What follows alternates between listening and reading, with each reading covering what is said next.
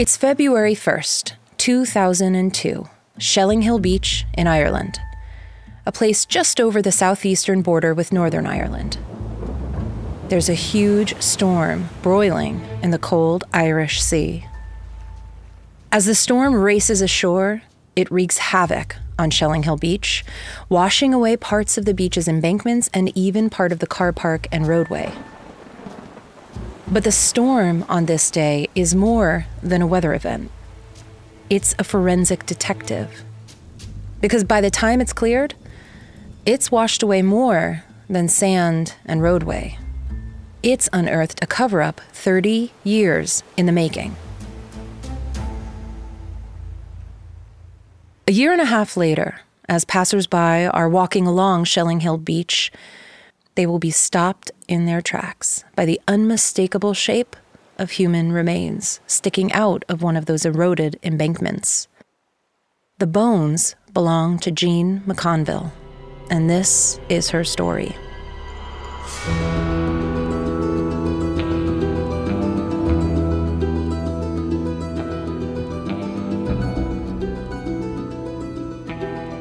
When I travel, I'm not interested in just visiting the beautiful beaches, the theme parks, and the tourist traps of a place, the well-manicured and sanitized story of it. I like to go deeper and darker. I like to find out what the darkest moments in history can tell us about the places where they happened. The crime is only the beginning of the story. This is Killer Trip. I'm your host, Dominique Ferrari.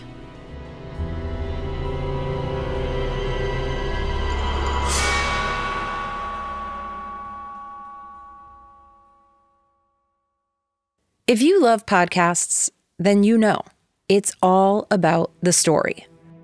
And places have stories too.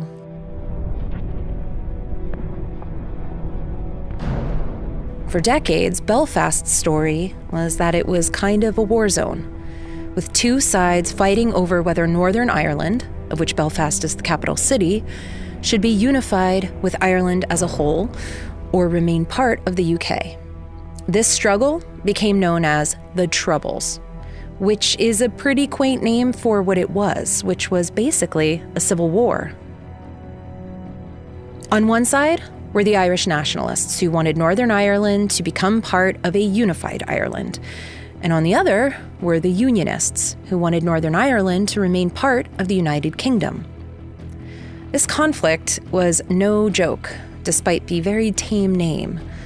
There were car bombs, Molotov cocktails, hunger strikes, violent protests, terrorist attacks, an occupation, and a bunch of U2 songs about it. Sunday, Bloody Sunday was a real event. Though some form of conflict had been raging for hundreds of years, ever since England had occupied Ireland, things really heated up, and by the time the Troubles officially ended in 1998, over 3,500 people had lost their lives. 52% of them civilians. Now, spoiler alert, the Unionists eventually win, which is why when you look at a map of Ireland today, there's this little chunk in the northeastern part of the island that is in a different color. It's a different color because it's a different country, like with an actual border that you have to cross. The island is split. Most of it is Ireland, or the Republic of Ireland, technically. And that northeastern part, it's its own entire nation, Northern Ireland, which is part of the United Kingdom, which is made up of England, Scotland, Wales, and Northern Ireland. And today, with the Troubles behind them, Belfast is a city that's in the process of rewriting its story. It's the opposite of a war zone. It's beautiful, it's full of history, it's got great food and a great brewing scene. It's where Game of Thrones was filmed. It's where the Titanic was built. And you can and should see all those great things when you go there. But you can also still see giant sections of partition walls. They're actually called peace walls, running throughout the city.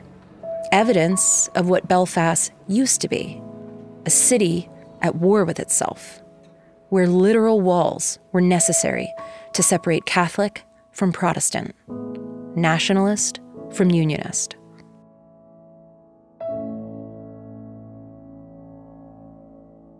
Side note, are you sensing a theme here? Partition walls are recast as peace walls, and a civil war is chalked up to troubles.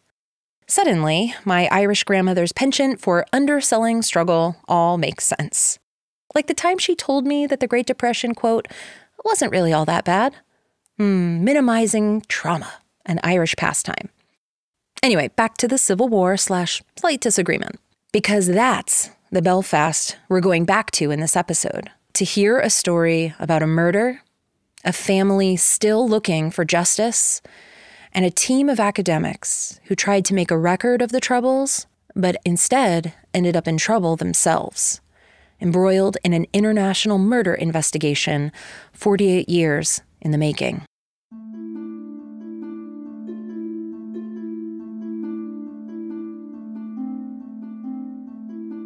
The story begins on a Belfast evening in December of 1972. It's almost Christmas, and tensions have never been higher. In fact, this year will eventually become the worst for casualties in the history of the Troubles, with 479 people killed and 4,876 injured. Bloody Sunday by you too? That happens in 1972. We're in West Belfast's Divis Flats, in the Lower Falls Road at 1A St. Jude's Walk, where a young widowed mother of 10, 38-year-old Jean McConville, is taking a bath as her other children, aged 6 through 20, wait for one of their sisters to return home with a bag of fish and chips for dinner. Her oldest son, who still lives at home, Archie, is wondering what's taking his sister Helen so long. Meanwhile, Jen is soaking in a few precious minutes of relaxation and quiet when a sudden knock on the door startles everyone. A group of up to a dozen men and women, nobody is sure how many, rushes into the apartment and tells everyone to get down. Jean quickly gets dressed to see what they want. They're wearing masks and they have guns. And what they want is Jean. They demand that she take a ride with them. As Jean's terrified children cling to her legs and beg them not to take her, Jean is forced to go with them. The masked gunmen assure the children their mother will be back in a few hours. One of her oldest sons, Archie, demands that he be allowed to accompany her. One of the gunmen turns on Archie and shoves a gun into his face. Archie isn't coming with them. Jean is loaded into the car and driven away. Initially, her terrified children are too scared to report her missing, and they decide to wait for her return. But when 2 days pass, one of her sons finally tries to report her kidnapping to the police. Now, the police initially start to look into the report, or so they say, but they quickly claim that they received tips that Jean had actually just abandoned her children and run away with a British soldier. Jean's children know better. But what else can they do but wait? Stories begin to circulate that Jean had been informing for the British on the IRA.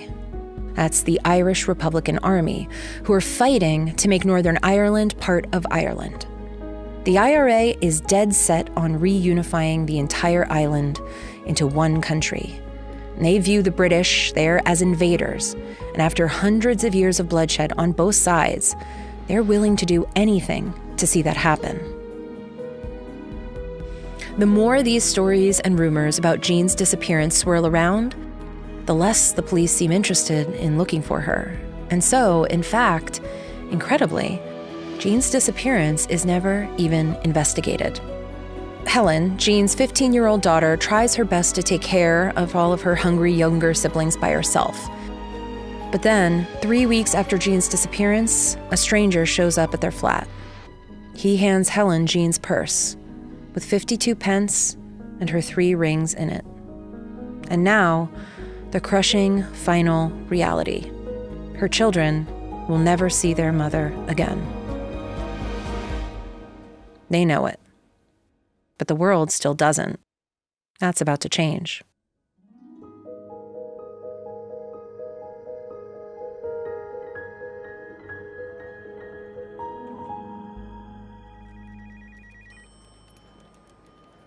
On January 16th, the story of Jean's disappearance appears on the front cover of the Belfast Telegraph. And although the story finally brings attention to Jean's disappearance, it also brings attention to her children, who are then reported to social services, split up, and sent to various state homes, some of which are notorious for child abuse. And for decades, that's as far as Jean's story went.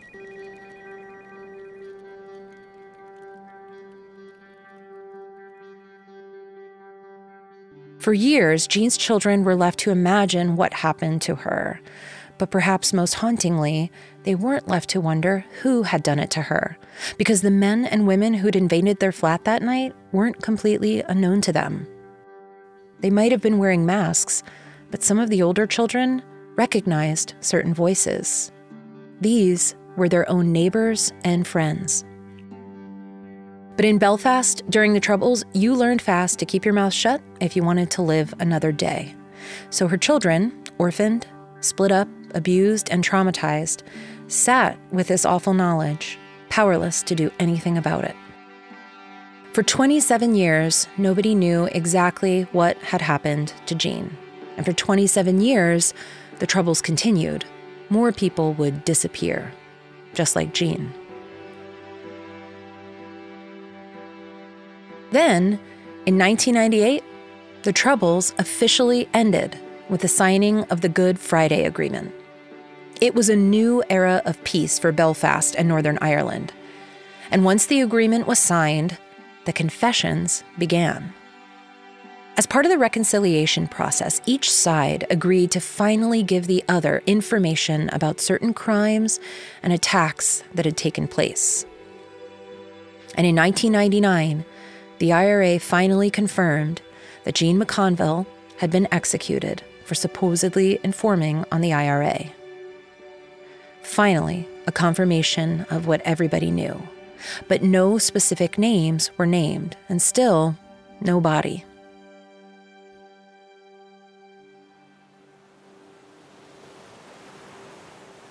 But then, as if nature itself had also been waiting 3 decades for this moment, on August 26th of 2003, a year and a half after that huge storm had washed away part of an embankment near Shelling Hill Beach, someone taking a walk along the shore discovered Jean's body, a bullet still lodged in her skull.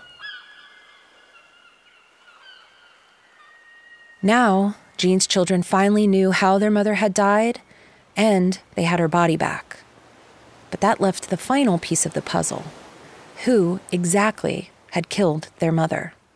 Who had been in their apartment? Who had been in that car? And who had ultimately pulled the trigger? Enter those academics and some really juicy confession tapes. More after the break.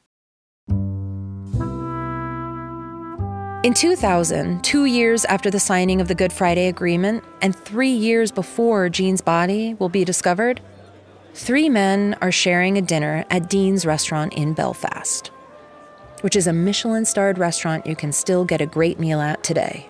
Their conversation is intense. They are Ed Maloney, a Northern Irish journalist, Robert O'Neill, head of the Burns Library at Boston College, and Anthony McIntyre, a former IRA member who had spent nearly 17 years in prison for murdering a Unionist soldier, gotten his doctorate after he was released, and is now an independent historian. The men are discussing a new project Ed Maloney has proposed that Boston College is considering, known simply as the Belfast Project. The project is an ambitious one. The goal is to locate and persuade former paramilitary members who had participated in the Troubles to record their oral histories.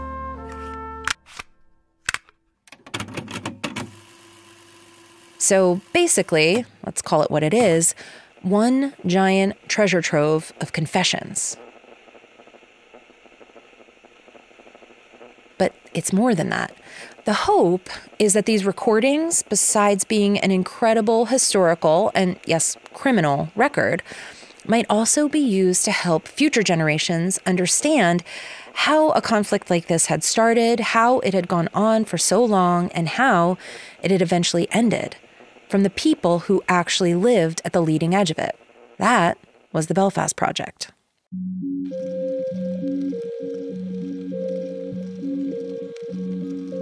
So, on this night, Ed Maloney has brought his friend Anthony McIntyre to dinner to bring him into the fold of the Belfast Project. He wagers that as a former IRA member turned historian, nobody will be as trusted as McIntyre by other IRA members to share their own stories. Simply put, he has street cred. They know him. This is serious business. The Troubles are still a raw subject at this time, and the ink on the Good Friday Agreement is practically still wet. The men are discussing how they can gather these important oral histories without putting the lives of their interviewees at risk, because retribution from the IRA is still a realistic fear. There are a lot of people quietly living in the shadows of Belfast that have a vested interest in making sure their names and their crimes are never revealed. Stories differ about what was said and decided at that dinner that day in 2000 and about what was and was not promised by each party. But by the end of the meal, the Belfast Project was off to the races, or the recorders, miscommunications and all. And these misunderstandings will have profound implications for Jean McConville's murder case. So Project Belfast gets underway in 2001, and just as Ed Maloney had hoped, Anthony McIntyre is able to bring former IRA members to the table, and I mean bring them.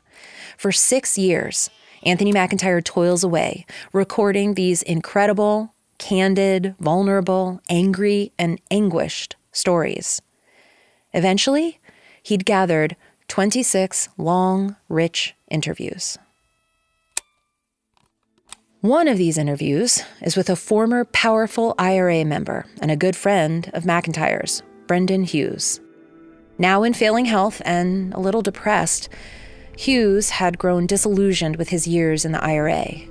He had been the mastermind behind some of Belfast's most notorious attacks, but now he'd begun to feel like all of it, the violence and all the things he'd done, had been for nothing. And he was ready to talk. McIntyre assures Hughes, as he had done with all his other interview subjects, that he won't release his interview until after Hughes' death. And so, Hughes tells McIntyre everything. And that includes what happened to Jean McConville. Who had been there, who had done it, and who had ordered it. As he talks, Hughes implicates a man named Gerry Adams. And this is a big deal because Gerry Adams is a former member of Parliament in Northern Ireland, and he's the head of one of Northern Ireland's major political parties, Sinn Féin. But true to his word, McIntyre keeps his promise. It isn't until after Hughes' death in 2008 that his taped interview is revealed. It's released as part of Voices from the Grave, Two Men's War in Ireland, a book Ed Maloney had written using the Belfast Project tapes. It was supposed to be the first in what would eventually be a series of volumes drawn from the tapes, each volume released only after that subject had passed away.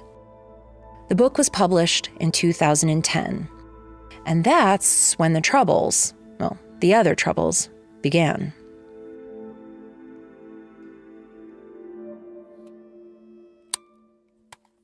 Only portions of Hughes' story had been included in the book. Ed Maloney and Anthony McIntyre had been careful to remove any identifying information about anyone else's in Hughes' accounts, like Gerry Adams. That had been their understanding with all the interview subjects. If people had reason to fear that they'd be implicated in crimes, nobody would have talked. So confidentiality was everything. These tapes weren't about retribution. They were about recording the truth of what had happened. But now that the book was out, people knew the Belfast tapes existed, and they wanted answers. They want to hear those tapes. families and friends of the missing, people who'd suffered at the hands of people they'd never known the names of. And so very quickly, people began banging on Boston College's door for access to the tapes, including the U.S. Department of Justice.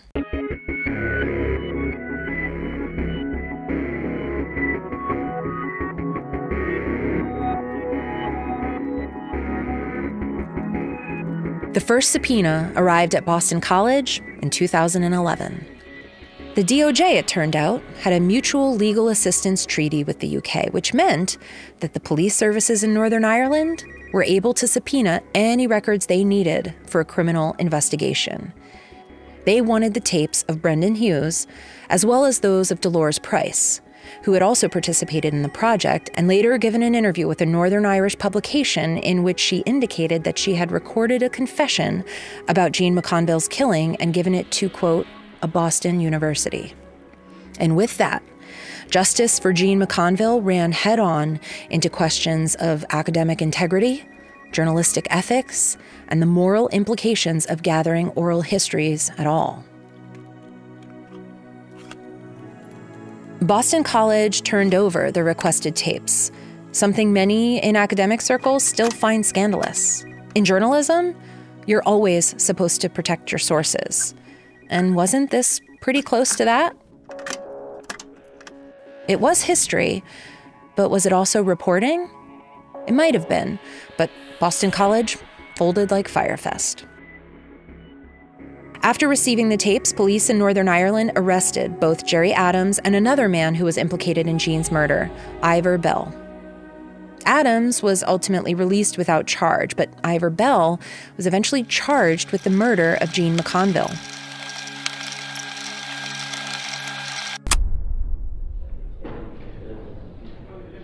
After taking years to make it to court, Bell's trial played out over 8 wild days in October of 2019.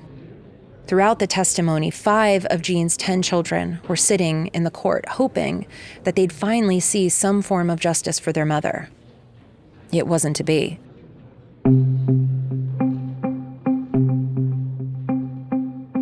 All hope for a conviction was dashed when the judge in the case ruled that the Boston College tapes were inadmissible because they were, quote, tainted.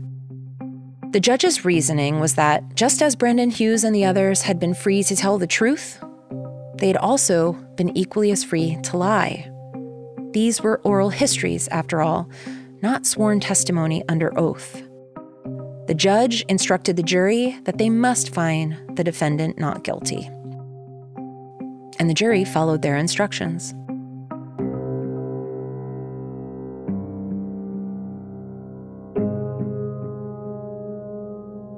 And that brings us to today.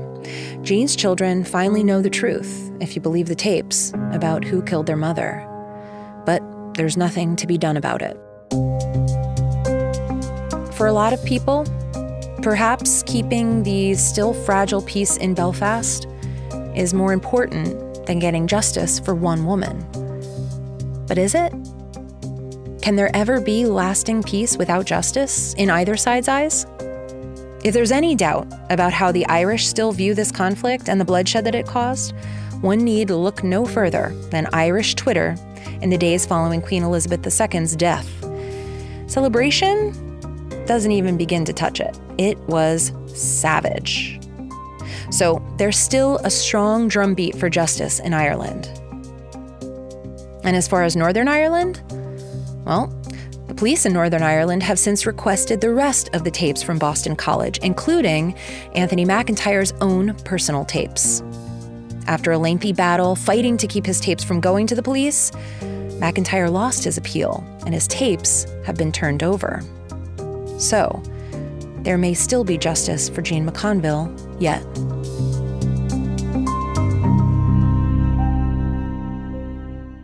A case like Jean McConville's cuts to the heart of the stories a place tells itself. As a city determined to move forward and recast its international image, there are still some in Belfast for whom it isn't so easy to move on, who are still looking for justice.